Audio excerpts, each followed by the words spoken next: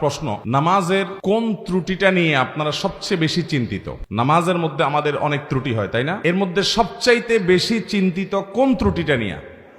মনোযোগ হয় না, মনোযোগ থাকে না, এটা হলো সবচেয়ে বড় সমস্যা। সবাই একমত?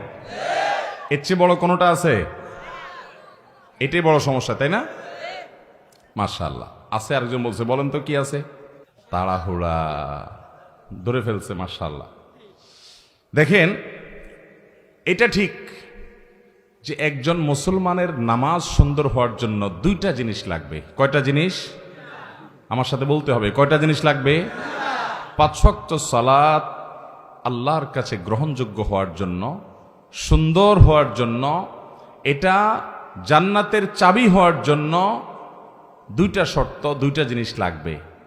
একটাকে বলা হয় খুশু, আর একটাকে বলা হয় খুদু। খুশু মানে হলো নামাজের ভেতর, আর খুজু মানে হলো নামাজের বাহির।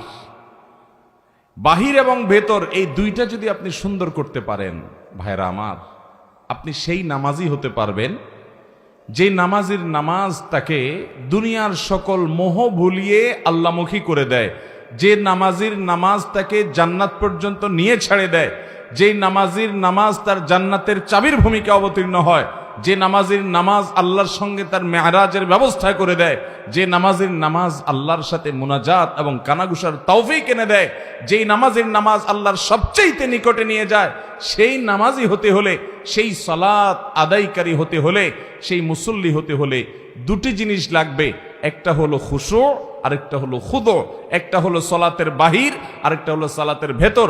আমরা সাধারণত সালাতের ভেতর নিয়ে আলাপ আলোচনা শুনি এবং সেটার গুরুত্ব যে অপরিসীম সেটা বলাই বাহুল্য। আল্লাহ কোরআনে বলেছেন 18 নম্বর পারার সূরা মুমিনুন প্রথম সূরার প্রথম দিককার আয়াতে আল্লাহ বলেছেন, ক্বাদ আফলাহাল মুমিনুন আল্লাযীনা হুম ফি সালাতিহিম খাশিউন। ওই ঈমানদাররা সফল হবে ভাই, ওই ঈমানদাররা সার্থক হবে যাদের সালাতের মধ্যে খুশু বা মনোযোগ থাকবে। নামাজে মনোযোগ না থাকলে সে নামাজটা নিষ্প্রাণ নামাজ, সে বিষয়ে বলাই বাহুল্য। কিন্তু আমি অন্য বিষয়ে কথা বলতে চাই, কারণ মনোযোগ নিয়ে আমরা সবচেয়ে বেশি চিন্তিত এবং মনোযোগ নিয়ে আলোচনাও কম বেশি আমরা শুনি, কিন্তু নামাজের বাহিরটা নিয়ে খুব বেশি আলোচনা হয় না। ভেতরটা আমাদের ঠিক নাই, মনটা ঠিক থাকে না, এটা নিয়ে আমরা পেরেশান আছি, সেটা ঠিক, এবং পেরেশান থাকতে হবে, সেটাকে ঠিক করতে হবে, মনোযোগটা আল্লাহর দিকে আনতে হবে, এটা ঠিক আছে। কিন্তু নামাজের বাহির নিয়ে যে আমাদের কোনো চিন্তাই নেই, অথচ দুইটার সমন্বয়ে নামাজ সুন্দর হয়, এবং আমরা অনেকে জানিও না নামাজের বাহির সুন্দরের জন্য কি করতে হবে। মোহতারাম হাজরিন, নামাজের এই বাহিরের দিকটাকে বলা হয় খুদু, ভেতরের দিকটাকে বলা হয় খুশু, আর বাহিরের দিকটাকে বলা হয় খুদু। এই নামাজের খুজু যেটা বাহিরের দিক, এই দিকটা যদি আপনার ঠিক না হয়, ভালো করে কান খাড়া করে শুনে রাখেন, আপনার নামাজ পর্যন্ত বাতিল হতে পারে, নষ্ট হতে পারে, ফাসেদ হতে পারে, নামাজ হবে না, হবেই না আইনগতভাবে, ওই নামাজ আবার পড়া লাগবে। এরকমও হতে পারে যদি বাহির ঠিক না থাকে। আপনার যদি ভেতর ঠিক না থাকে, তাহলে নামাজটা আল্লাহর দরবারে গ্রহণযোগ্যতার লেভেল পাবে না, মর্যাদা পাবে না, ঠিক, কিন্তু আইনত কাগজ ও কলমে আপনার নামাজ হয়ে যাবে। মনোযোগ যদি আপনার না থাকে, তাহলে নামাজ কি ভেঙে যাবে? কথা বুঝেন নাই? নামাজ ভঙ্গের কারণগুলোর ভিতরে মনোযোগ না থাকা, এরকম কিছু শুনছেন? কিন্তু নামাজে তাড়াহুড়া করার কারণে, নামাজের যে খুশুর পাশাপাশি খুজু যেটা, সে খুজু রক্ষা না করার কারণে এমনও হতে পারে যে আমার সালাত হয়ই নাই, হবেই না, আবার পড়া লাগবে, এমনও হতে পারে। কিন্তু আমরা বেশিরভাগ মুসল্লিরা এই সম্পর্কে খুব একটা আমাদের জানাশোনাও নাই, আলোচনাও নাই, সব ঘুরে ফিরে আমরা খুশুর দিকেই যাই। হ্যাঁ ঠিক, খুশু তো থাকতেই হবে, কিন্তু মনে রাখবেন, আপনি যদি খুশু 100 ভাগ ধরে রাখার চেষ্টা করেন, হয়তো 80 ভাগ, 70 ভাগ, 90 ভাগ, কেউ 50 ভাগ, কেউ হয়তো 20 ভাগ, কম বেশি এরকম আপনি খুশু ধরে রাখতে পারবেন। আপনি 100 ভাগ নামাজে মনোযোগ কখনো পরিপূর্ণভাবে ধরে রাখতে পারবেন। নামাজের মধ্যে নামাজের বাহিরের দিকে মন চলে যেতে পারে, আমাদের উচিত হলো সেটাকে সাথে সাথে ধরে নিয়ে আসা। আমাদের নবী করিম সাল্লাল্লাহু আলাইহি সাল্লাম একবার ইমামতি করছেন মসজিদে নববীতে। তিনি ইমামতি করা অবস্থাতে, আজকের মতো এত দালান কোঠালা মসজিদ তো ছিল না, ইমামতি তিনি শুরু করেছেন সলাতের মধ্যখানে হঠাৎ একটা বাচ্চার আওয়াজ, কান্নার আওয়াজ, চিৎকার চেঁচামেচি। নবী করিম সাল্লাল্লাহু আলাইহি সাল্লামের বুঝতে বাকি থাকলো না যে কোনো বাচ্চার মা এই জামাতে পেছনে মেয়েদের কাতারে সামিল হয়েছেন, যার কারণে বাচ্চা কাঁদছে আশেপাশে কোথাও। এই বাচ্চাকে ধরার জন্য তার মা নামাজের জন্য পারছে না, সে নামাজে মাশগুল আছে। নবী সাল্লাল্লাহু আলাইহি সাল্লাম নামাজকে তুলনামূলক অন্য সময় যেরকম দৈর্ঘ্য নিয়ে পড়েন তার চাইতে একটু কম দৈর্ঘ্য পড়ে সালাম ফিরিয়ে শেষ করে বললেন, কার বাচ্চার কান্নার আওয়াজ শুনতে পাচ্ছি, সে গিয়ে বাচ্চাকে ধরো। তাহলে এই যে নামাজের মধ্যে বাচ্চার কান্না, সেদিকে মনোযোগ নবী করিম সাল্লাল্লাহু আলাইহি সাল্লামের গেছে।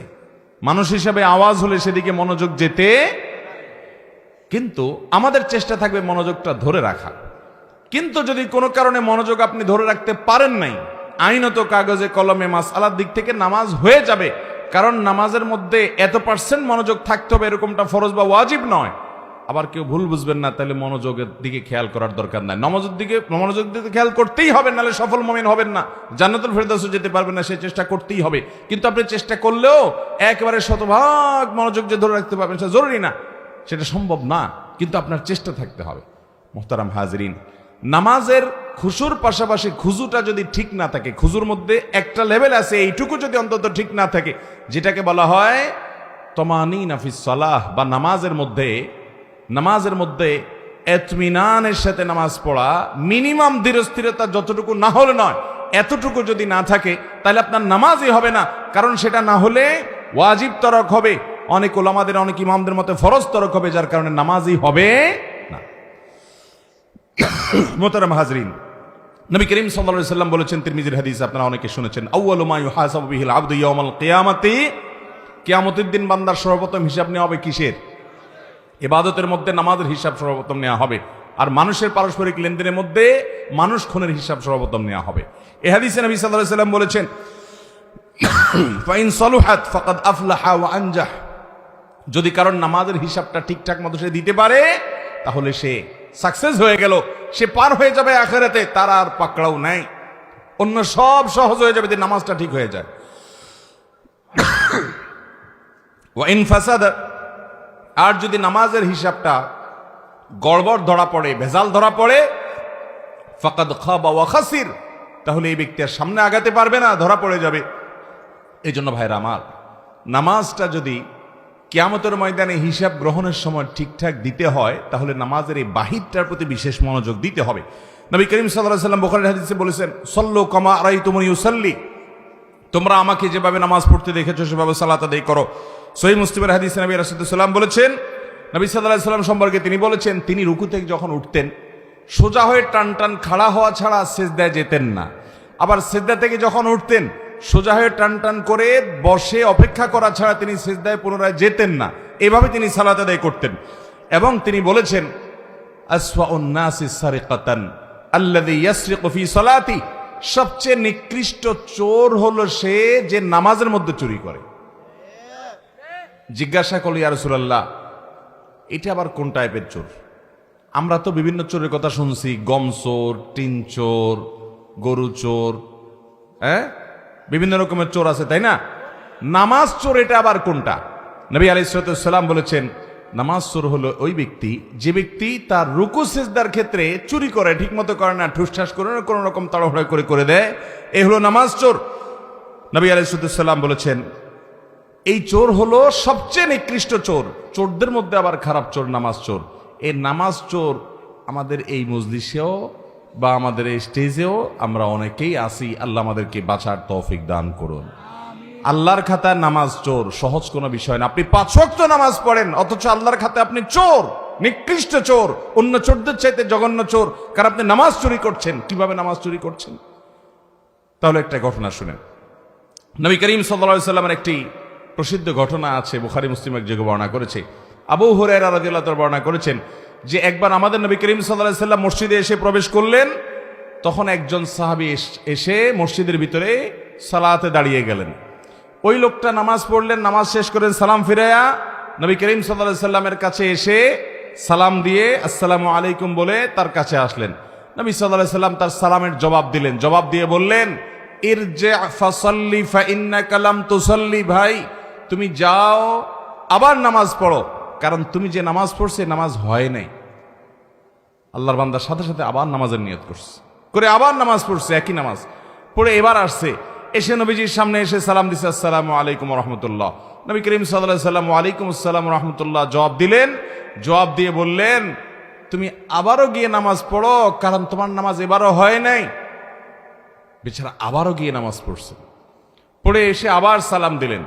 এবারও নবী করিম সাল্লাল্লাহু আলাইহি ওয়াসাল্লাম জবাব দিয়ে বললেন, এবারও তোমার নামাজ হয় নাই, তোমাকে আবার পড়তে হবে, নামাজ হয় নাই। দেখেন, তখন সে সাহাবী বললেন, ইয়া রাসূলুল্লাহ ওয়াল্লাহি মা উহসিনু গায়রা হাযা, আমি এর চাইতে সুন্দর নামাজ তো আর পড়তে পারি না হে আল্লাহর রাসূল, আমি তো 3 বার পড়লাম, আমি ইচ্ছে ভালো পারি না। ফাআল্লিমনি, আমাকে অনুগ্রহ করে আপনি নামাজটা শিখাইয়া দেন। তখন নবী করিম সাল্লাল্লাহু আলাইহি ওয়াসাল্লাম বললেন, ঠিক আছে আসো, তোমাকে নামাজ শিখাই। কি শিখাইছেন তাকে বলবো আপনাদের, শুনেন। নবী করিম সাল্লাল্লাহু আলাইহি ওয়াসাল্লাম তখন বললেন, দেখো তুমি যখন সালাতের মধ্যে দাঁড়িয়ে কেরাত পড়লে, সুন্দর করে ধীরস্থিরতার সাথে কেরাত পড়লে, সূরা মিলালে খুব ধীরস্থিরতার সাথে, তাড়াহুড়া ছাড়া, এরপর রুকুতে গেলে, রুকুতে গিয়ে তুমি রুকু করবে হাত্তা তাতমাইন্না রাকিআন, তোমার একেবারে মাথা থেকে কোমর পর্যন্ত পুরো পিঠ সোজা হওয়া পর্যন্ত, পাও সোজা হওয়া পর্যন্ত, রুকুতে গিয়ে স্থির হওয়া পর্যন্ত তোমাকে অপেক্ষা করতে হবে। এরপর তোমার রুকু শুরু হলো, রুকু শেষ, তাসবিহ শেষ, এরপর তুমি আস্তে আস্তে সামি আল্লাহু লিমান হামিদা বলে দাঁড়াবে। এই দাঁড়ানোর পর আবার তুমি অপেক্ষা করবে হাত্তা তাতমাইন্না কায়েমান, দাঁড়িয়ে তুমি অপেক্ষা করবে একেবারে টান টান সোজা হওয়া পর্যন্ত। তার আগে তুমি সেজদা যেতে পারবে না। রুকু থেকে উঠা হয়ে উঠছো, সামি আল্লাহু হামিদা বলছো, ডিউটি শেষ হয় না, এখনো কাজ বাকি আছে, না হলে নামাজ হবে না। কি কাজ সেটা? দাঁড়িয়ে সোজা হয়ে টান টান হয়ে দাঁড়াতে হবে, একটু অপেক্ষা করতে হবে। হইছে অপেক্ষা, এবার আল্লাহু আকবার সিজদায় যাবে। সিজদায় গিয়ে আবার তুমি সিজদায় গিয়ে কপালটা ফেললা, সুবহানাল্লাহিল আলা, তাড়াহুড়া করে পড়ে উঠে গেলা, সিজদায় গিয়েছো, তোমাকে অপেক্ষা করতে হবে হাত্তা তাতমাইন্না সাজিদান, তুমি সিজদায় গিয়ে একেবারে স্থির চিত্ত, নড়াচড়া নাই, একেবারে পুরো পরিপূর্ণ সিজদায় চলে গেছো, এই পর্যন্ত তোমাকে অপেক্ষা করতে হবে। এরপর সিজদায় গিয়ে তুমি আল্লাহর তাসবিহ নিবেদন করলে, সুবহানা রাব্বিয়াল আ'লা, মুহাব্বতের সাথে ধীরে ধীরে তুমি তাসবিহ নিবেদন করলে, করার পর উঠলে। এই উঠাটাও হবে ধীরস্থিরতার সাথে, আল্লাহু আকবার। উঠার পর তুমি যখন বসলে, উঠেই আবার চলে গেলে না, এটাকে নবী সাল্লাল্লাহু আলাইহি ওয়াসাল্লাম বলেছেন, এটা হলো কানাকরিদ্দিক, মোরগ যেরকম আদার খায়, টক টক টক টক করে, রুকু দিলা, সেজদা দিলা, উঠলা গেলা, তাড়াহুড়া করলা, এটা হলো মোরগের ঠোকর দেওয়ার মতো। এটা হলো নামাজ চোর, সবচেয়ে নিকৃষ্ট চোর। বেশিরভাগ মুসল্লিদের মসজিদে তাকালে দেখবেন, বেশিরভাগ মানুষ আমরা নামাজ চোরে পরিণত হয়েছি। মোহতারাম হাজরিন, যে নামাজের হিসাব না দিলে আপনি সামনে আগাইতেই পারবেন না, এই নামাজটা আপনার সবচেয়ে গুরুত্বের সাথে ঠিক করতে হবে। অন্য সব কিছুর ওয়াজ পরে, আগে নামাজ ঠিক করতে হবে।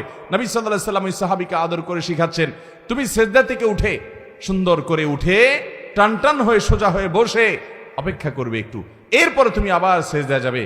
এইভাবে তোমার পুরো নামাজ শেষ করবে। তার মানে ওই সাহাবী যে তাড়াহুড়া করে নামাজ পড়েছেন, সে নামাজটা এত তাড়াহুড়া ছিল যে তার রুকু থেকে উঠে, রুকুতে গিয়ে সেজদা গিয়ে, সেজদার মাঝখানে উঠে বসে যতটুকু অপেক্ষা করা দরকার, অন্তত এক তাসবিহ পরিমাণ অপেক্ষাটা হয় নাই। আমাদের অনেক মুসল্লি ভাইরা আছে, দেখবেন যে ওনারা পারলে সূরা কেরাতগুলা, রুকু সেজদার তাসবিহগুলা, দোয়াগুলা, আত্তাহিয়াতু, দোয়া মাসুরা, দুরুদ, এগুলা সব বাড়িতে পড়ে এসে মসজিদে শুধু যদি লেপটা করে যেতে পারতো, মনে হয় ভালো হইতো। এরকম একটা হাবভাব দেখা যায় না? খেয়াল করে দেখেন, অনেক ভাইরা আছে আশেপাশে নামাজ পড়লে তো দেখলে বোঝা যায়, মনে করেন উনি রুকুতে গেছে, তাসবিহ কখন শুরু করে বলেন তো? রুকুর তাসবিহ কখন শুরু হয়?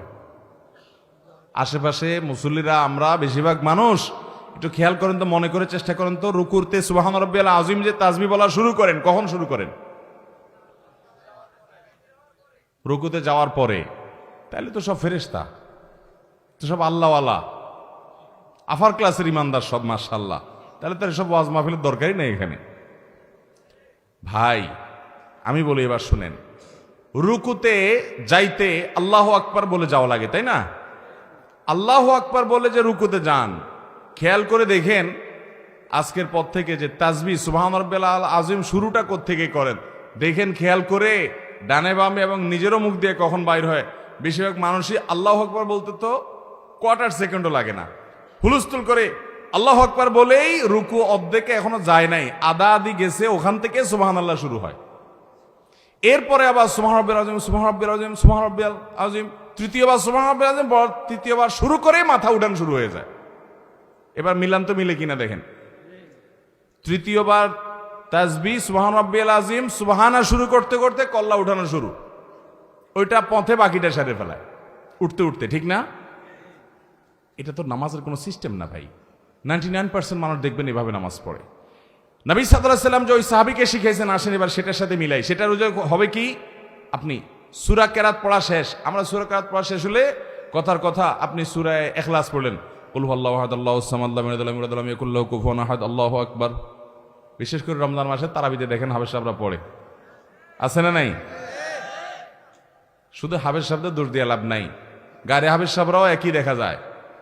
উনি হয়তো 30 পারার হাফেজ, আপনি ইখলাসের হাফেজ, সূরা ইখলাসের কুল হুয়াল্লাহর হাফেজ। তো উনি যেরকম 4G গতিতে নামাজ পড়ে, আপনার সূরা ইখলাসও খবর নিয়ে দেখেন বেশিরভাগ 4G গতিতে, কুল হুয়াল্লাহু আহাদ আল্লাহুস সামাদ লাম ইয়ালিদ ওয়ালাম ইউলাদ ওয়ালাম ইয়াকুল লাহু কুফুয়ান আহাদ, আল্লাহু আকবার না, ওয়ালাম ইয়াকুল লাহু কুফুয়ান আহাদ বলার পর একটু দম নিবেন, একটু দম নিবেন, অন্তত কোয়ার্টার সেকেন্ড অপেক্ষা করবেন। এরপরে আমি এখন দাঁড়িয়ে এতক্ষণ আল্লাহর প্রশংসা করেছি, এখন আমি নতজানু হয়ে আল্লাহর প্রশংসা করব, আল্লাহু আকবার বলে তারপর রুকুতে যাব। আস্তে আস্তে রুকুতে চলে গেছেন, হাঁটু ধরে ফেলেছেন, পিঠ থেকে একেবারে মাথা পর্যন্ত সমান হয়ে গেছে, পজিশনে চলে গেছেন। এবার একটু দম নিয়ে শুরু করবেন, সুবহান রাব্বিয়াল আযীম, সুবহান রাব্বিয়াল আযীম, সুবহান রাব্বিয়াল আযীম বলা শেষ, একটু দম নিবেন। এরপরে এবার বলবেন আল্লাহু আকবার বলে উঠবেন, উঠে সোজা হয়ে আবার একটু অপেক্ষা করবেন চুপচাপ। আমাদের এসব টাইম নেই। সামি আল্লাহু লিমান হামিদা, আল্লাহু আকবার, আল্লাহু আকবার, আসসালামু আলাইকুম রাহমাতুল্লাহ, মানে 4G না 5G না কত জি গতিতে নামাজ পড়ে আল্লাহ ভালো জানে। সব জায়গায় গতি ভালো, যার নামাজে যত বেশি সময় নেয়।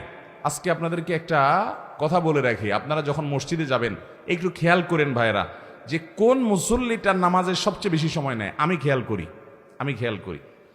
আমি প্রায় সময় বলি, আমার দু একজন বন্ধু বান্ধব আছেন জেনারেল শিক্ষিত, আলেম ওলামা না, ওনাদের নামাজ দেখলে, এরকম কয়েকজন আছে তাদের সালাত দেখলে ভাই আমি তাকায় থাকি। আলহামদুলিল্লাহ আমি নিজে আমার সালাত কিতাবপত্রে পড়েছি, মানুষকে পড়াইছি, শিখাইছি, বলছি, কিন্তু দেখছি যে নামাজ কত সুন্দর করা যায়। 4 রাকাত নামাজ পড়তে 15 মিনিট সময়, 20 মিনিট সময় নেয়, এরকম মানুষও আমি দেখেছি। এটা একদিন 2 দিনের ঘটনা না, প্রায় প্রতিদিনই এরকম নামাজ পড়ে তারা। অনেক বড় বড় ব্যবসায়ী, অনেক বড় বড় শিক্ষিত, শত শত হাজার হাজার মানুষ চালাইতে হয়, এইরকম লোকজন মিটিং সেটিং দুনিয়ার ঝামেলা আছে, সব চলে যাক, নামাজে দাঁড়াইছি, নামাজ শেষ করার কোনো কাহিনী নাই, সবকিছুর আগে ধীরে স্থিরতার সাথে নামাজ। ভাইরা আমার, মানুষ কথা বলে, আমি পারি না, আমার একটা রোগ, তাড়াহুড়া করে কথা বলি। কিন্তু ভাইরা আমার মতো এরকম তাড়াহুড়া করা মানুষটাও আমি খেয়াল করি মসজিদে, যে 2 রাকাত নামাজ পড়তে বেশিরভাগ মুসল্লি জেনারেল শিক্ষিত, সাধারণ শিক্ষিত মানুষ অনেকে আছেন, কোরআন বা সূরাগুলো এত সহিও না, মাগার মাশাআল্লাহ 2 রাকাত নামাজ আমরা একসাথে শুরু করছি, 10 জন 20 জন 30 জন মুসল্লি মসজিদে আছে, সুন্নত পড়তেছি, কিন্তু দেখি যে আমারে ফেল মারাই দিয়ে তারা সবাই নামাজ আগে আগে শেষ করে ফেলছে। এত গতি তাদের নামাজে। আবার কিছু মানুষ দেখি মাশাআল্লাহ যে আমার অনেক পরে দেখা যাচ্ছে তাদের মাত্র 1 রাকাত শেষ হয়েছে, তখন আমি ঈর্ষা করি, আমি তো এরকম সুন্দর নামাজ পড়তে পারতাম। ভাইরা আমার, আল্লাহর কসম করে বলি, একটা সময় আসবে মন খুলে নামাজ পড়তে চাইবেন, বিশ্বাস করেন ভাই, লিখে রাখেন ডায়েরিতে। আপনাকে যদি আল্লাহ হায়াতে বাঁচিয়ে রাখেন, যুবক ভাইয়েরা, তরুণ ভাইয়েরা, একটা বয়স আসবে মনে চাইবে একটু রবকে মন খুলে সেজদা দেই, একটু লম্বা করে রুকু করি, পারবেন না, অসুস্থ হয়ে যাবেন, রোগবালায় ধরে ফেলবে। বাবারে সে সময় আসবে না। বৃদ্ধ মুরব্বীদেরকে, চাচাদেরকে জিজ্ঞাসা করেন, চাইলেও ওযু ধরে রাখতে পারে না, নামাজ পড়তে পারে না, চাইলেও পারে না। একটা সময় আসবে চাইবেন, পারবেন না। নামাজটাকে সুন্দর করেন, সময় মতো পড়েন, অনেক রাকাত নামাজ পড়বেন, নফল নামাজ পড়বেন। এটার চাইতে উত্তম হলো ফরজটা পড়লেন, মূল সুন্নতগুলাই পড়লেন, কিন্তু ধীরস্থিরতার সাথে পড়লেন। 10 রাকাত তাড়াহুড়া করে পড়ার চাইতে 2 রাকাত আস্তে আস্তে পড়া অনেক বেশি। নামাজ সুন্দর করবেন তো ইনশাআল্লাহ? হুযায়ফা ইবনে ইয়ামান রাদিয়াল্লাহু তাআলার একটা হাদিস বুখারীতে বর্ণিত হয়েছে। তিনি এক ব্যক্তিকে দেখলেন খুব তাড়াহুড়া করে নামাজ পড়তেছে। উনি ডাক দিয়েছেন, নবীজি সাহাবী, নবী করিম সাল্লাল্লাহু আলাইহি সাল্লাম থেকে নামাজ শিখছে, ডাক দিয়ে বলছে, ভাই তুমি এই যে তাড়াহুড়া করে নামাজ পড়লা হুলস্থুল করে, এটাই কি তোমার সব সময়ের নামাজ? লোকটা বলছে, হ্যাঁ আমি সব সময় এরকম নামাজই পড়ি, এই গতিতেই পড়ি আমি। তখন তিনি বলছেন, শুনে রাখো, নবী করিম সাল্লাল্লাহু আলাইহি সাল্লাম থেকে নামাজ শিখা নবীজির হাতে করা সাহাবী বলছেন, শুনে রাখো, এই নামাজ নিয়ে যদি তুমি কবরে যাও, মুহাম্মদ সাল্লাল্লাহু আলাইহি সাল্লাম যে দ্বীন দিয়ে পাঠিয়েছেন, মুহাম্মদ সাল্লাল্লাহু আলাইহি সাল্লামকে আল্লাহ যে দ্বীন এবং শরীয়ত দিয়ে পাঠিয়েছেন, তোমার মৃত্যু তার শরীয়তের উপর হবে না এই নামাজ নিয়ে কবরে গেলে। তাহলে এবার বুঝেন আমাদের নামাজের অবস্থা কি। নামাজ ঠিক করবো তো ইনশাআল্লাহ? মুহতারাম হাজরিন, নবী করিম সাল্লাল্লাহু আলাইহি সাল্লাম তিনি বলেছেন, ইয়া মাআশারাল মুসলিমিন লা সালাতা লিমান লা ইউকিমু সুলবাহু ফির রুকুই ওয়াস সুজুদ, যে রুকু সিজদাতে তার পিঠ সোজা করে না, ঠিকমতো করে না, সময় দেয় না, এই ব্যক্তির নামাজ হবে না। ইবনে মাজার হাদিস, নবী করিম সাল্লাল্লাহু আলাইহি সাল্লাম নির্দেশ করেছেন, আতিমুর রুকু ওয়াস সুজুদ, তোমরা রুকু সিজদাকে ঠিকমতো করো। ভাইরা আমার, ইকামাতুস সালাহ, নামাজকে সুন্দর করে ঠিকমতো আদায় করা, নিয়মিত করা, প্রতিষ্ঠিত করা, এর একটি অর্থ এটাও যে যথাযথভাবে হক আদায় করে নামাজ পড়া। আল্লাহ তাআলা আমাদেরকে ধীরস্থিরতার সাথে নামাজ আদায় করার তৌফিক দান করুন।